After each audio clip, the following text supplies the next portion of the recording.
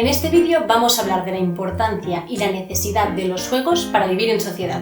Lo veremos a través de 3 ideas que desarrolla Walter Benjamin en relación con los juegos y, en el mundo actual, con los videojuegos. Bien, Benjamin habla sobre los juegos en diversos artículos. Yo los he leído en este recopilatorio que se llama Juguetes y que encontraréis en la descripción de más abajo. Es importante destacar que Benjamin escribe desde un momento en el que los juegos se asocian principalmente a la infancia. Aún no había llegado el videojuego, que es esto que va a romper esta escissión en el mundo del juego entre adultos y pequeños, y que hace el juego algo asequible y no vergonzoso, más bien todo el contrario, súper enriquecedor para todo el mundo. Aunque bien es cierto que aún prevalecen algunos prejuicios hacia el mundo de los videojuegos por parte de la cultura más elitista, digamos, ¿no? Presentaré esas ideas en 3 bloques: las normas, la libertad y el hábito.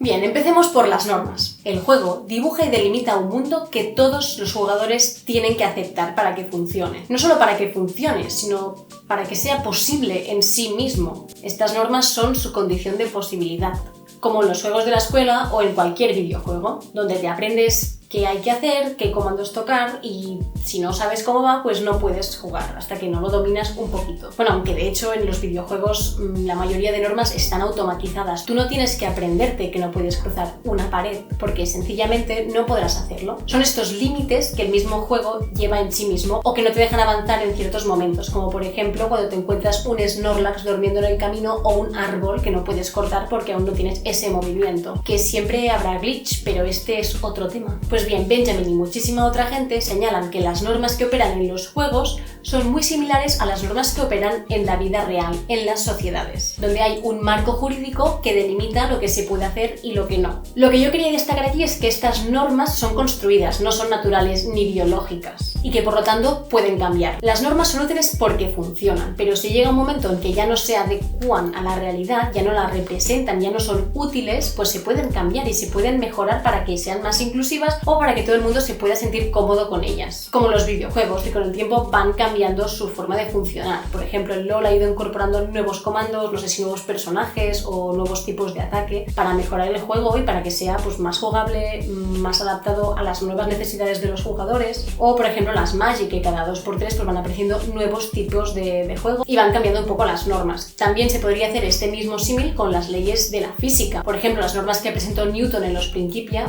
pues no son las mismas, no son exactamente las mismas que operan ahora, ¿no? Se han ido refinando y adaptando mejor a lo que es la realidad para representarla mejor. Y a priori diríamos que todo el mundo estaría de acuerdo con esto, ¿no? Con que las normas se pueden ir cambiando y adaptando a los nuevos contextos y las nuevas necesidades. Pero hay unas normas que parece que no son tan fáciles de cambiar o a la gente se le hacen muy difíciles de aceptar que son distintas. Y este es el caso de las normas sociales, y que muchas veces se toman como si fueran la tradición, como si fueran la base de la cultura. Y esto es problemático porque hay situaciones en las que realmente son muy excluyentes, ¿no? Como seguramente ya conoceréis el caso de la heteronormatividad y el binarismo de género, que son 2 normas que limitan mucho la vida de las personas y que tendríamos que ser capaces de ampliar un poco los límites mentales de nuestras sociedades para que se adapten a la realidad. Y ya está. Pasamos ahora al bloque número 2, la libertad en los juegos. La segunda idea que Walter Benjamin desarrolla en sus artículos es que el juego siempre libera, ya que nos permite huir de la complejidad del mundo y entrar a otro más pequeño jugando a través de la imaginación. En sus artículos pone el ejemplo de los adultos que juegan con sus hijos, y no es que disfruten jugando porque tengan una regresión a la infancia, que también, sino porque se pueden librar un poco de todos sus problemas del día a día. El adulto,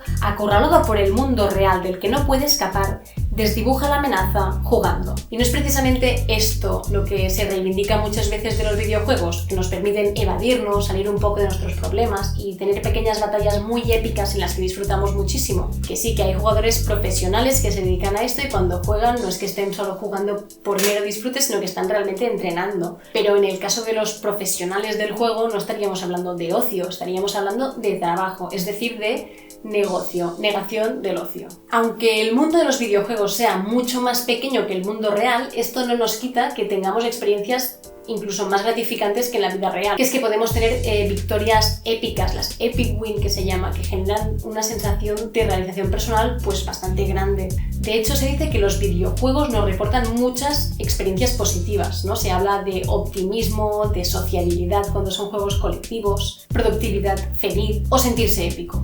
Además, esta sensación de libertad viene reforzada por los avatares que te puedes crear en muchos juegos, ¿no? Puedes crearte la versión de ti mismo que tú quieras o que más te represente. Esto se dice que ha llevado al efecto Pinocho, que es que se desea que el juego sea realidad o que nuestro día a día esté conformado por elementos más propios de los juegos. Para cerrar el bloque 2, quería comentar que Benjamin también explica que los juegos, en este caso él habla de los juguetes, cuanto más determinados, menos útiles son para despertar esta sensación de libertad. Él sobre todo se refiere en ese momento a los juguetes que imitan muchísimo el mundo de los adultos. Para el adulto crear un juguete es una forma de introducirlo a pequeña escala, lo que será el mundo de los adultos. Bueno, esto creo que tiene bastante relación con el caso de los videojuegos y cómo con los años se han abierto a mundos mucho más jugables, que no es solo seguir la historia principal, sino que tienen la idea de un mundo abierto donde puedes hacer muchas otras misiones que no son principales y que te dan una sensación de libertad muy total, como en Zelda Breath of the Wild o en el GTA. Y pasamos ya al tercer punto del bloque, que es el hábito. Bien, el último elemento que destaca Benjamin de los juegos es el deseo que tenemos de jugar a ellos una y otra vez, de repetir el juego hasta la saciedad. Y es muy relevante esta idea, porque no estamos haciendo otra cosa que convertir el juego, algo que es divertido, en una rutina, en un hábito, en cotidianidad. El hábito entra en la vida de los niños como un juego. El hábito es un concepto que en filosofía se emplea en la ética. Por ejemplo, Aristóteles comenta que una persona solo se convierte en virtuosa, que excele en alguna cosa, si realiza esa acción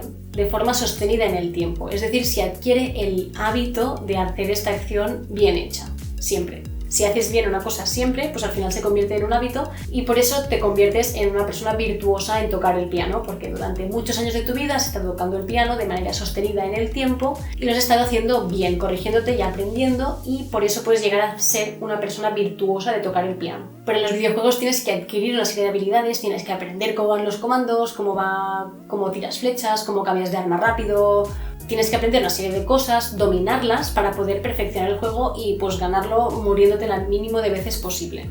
Bien, la idea del hábito es algo que se aplica a todo. Si quieres aprender alguna cosa y hacerla bien, al final si no la practicas durante mucho tiempo, pues es evidente que no la vas a adquirir, ¿no? Esta habilidad. Pero la gracia de los videojuegos es que la repetición, este hábito, no se convierte en aburrido, ¿no? Que normalmente el repetir una cosa durante el tiempo, pues hay momentos que se te hace aburridísimo, sino que precisamente por el hecho de ser un juego siempre mantiene el thrill, la emoción de derrotar al que sea o de aprender nuevas cosas, de descubrir nuevos escenarios, aunque tengas que repetir esto 1000 veces.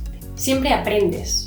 Y sobre todo aprendes de los errores, que es algo que en la vida real cuesta mucho. Es muy difícil en nuestra vida real aceptar que cometemos errores y aprender de ellos, ¿no? En cambio, en el videojuego se enseña rápidamente que solo puedes cometer errores para poder jugar, ya que no puedes dominar un juego desde el principio si no has jugado en tu vida, ¿no? Y si tú quieres pasártelo bien y aprender los secretos de aquel juego, pues tendrás que morirte 1000 veces y volver a empezar y ver que a lo mejor con flechas de rayo no vas a matar a ese Inox y yo qué sé. Se abraza el error como algo positivo, que es algo increíble y que nos puede servir mucho para nuestra vida. Claro, yo creo que de aquí la mayoría de gente no elimina el miedo al fracaso en su vida real, pero sí que lo hace en el juego. Resumiendo, podríamos decir que el juego es norma, libertad y hábito. Dicho así es súper aburrido, ya lo sé, pero yo creo que se han tocado un poco puntos que normalmente no conocemos de los juegos, ni de las normas, ni de cómo están relacionados con nuestro mundo, que creo que son interesantes y que espero que os hayan gustado bastante. Pero si en los juegos adquirimos tantas habilidades tan pro, ¿por qué luego no las podemos llevar al mundo real, ¿no? ¿Por qué se quedan siempre en el digital o en el mundo ficticio de un juego? ¿Son trasladables estas habilidades a la vida real o no? Ya hace años que se viene hablando de la gamificación, de llevar los elementos que caracterizan los juegos a distintos ámbitos de nuestra vida. Es decir, llevar la narrativa, los personajes, el feedback inmediato, las misiones, los premios, etc. Al principio es una técnica que se incorporó mucho en el mundo del marketing, pero luego ha ido entrando poco a poco en el mundo de la educación y también en la cultura. Y hasta las grandes empresas tecnológicas lo aplican en el trabajo. Jane McGonigal, una experta en videojuegos y también desarrolladora de estos, comenta que las habilidades de los gamers se tendrían que poder llevar a analizar los problemas del mundo real. Por eso durante un tiempo estuvo desarrollando juegos que lo que ponían en cuestión eran problemas sociales, y creaban misiones que animaban a los jugadores a los que les interesaba ese tema a poder llegar a soluciones reales para el mundo real. Me gusta bastante porque hace un disclaimer que creo que es muy importante en todo el mundo de la gamificación, y es que dice que no se puede hacer un juego de cualquier cosa. Tú no puedes conseguir motivar a alguien a quien no le interesa tu tema a que juegue sí o sí. Y es que no puedes hacer un juego para motivar a alguien a hacer algo que no quiere hacer. Si el juego no tiene un objetivo que te interesa intrínsecamente, entonces esto no va a funcionar, ¿no? Como por ejemplo creo que muchas de las empresas, esta forma de incorporar la gamificación sí o sí a todas las escalas del trabajo, pues funciona con la gente que es más joven o que tiene un espíritu pues más jugador o que se asocia más con lo que se dice que es millennial, pero no funciona con gente que lleva muchos años en la empresa o que tiene una actitud pues más tranquila, que no le interesa crear vínculos dentro del trabajo ni tener que trabajar por retos, ¿no? Entonces creo que hay que ir con cuidado porque esto no es algo que se puede aplicar sí o sí a todo. Y más o menos hasta aquí, ya estaríamos. Os quiero decir que si queréis profundizar en el tema de la filosofía del juego y tal, el libro como más conocido por antonomasia es el libro Homo Ludens, del filósofo y historiador Johan Huizinga. No sé cómo se dice Huizinga en holandés, ¿vale? Pero yo le digo Huizinga, que es un libro que se escribió pues más tarde que los artículos de Walter Benjamin, ¿no? Pero que creo que recoge muchas de las ideas que estaban en ese momento en la sociedad respecto a este tema. Y ya está. Y bueno, como siempre en la descripción del vídeo os dejo enlaces a temas, artículos, cosas interesantes sobre este tema por si queréis profundizar, y si os ha gustado darle a like y suscribiros al canal.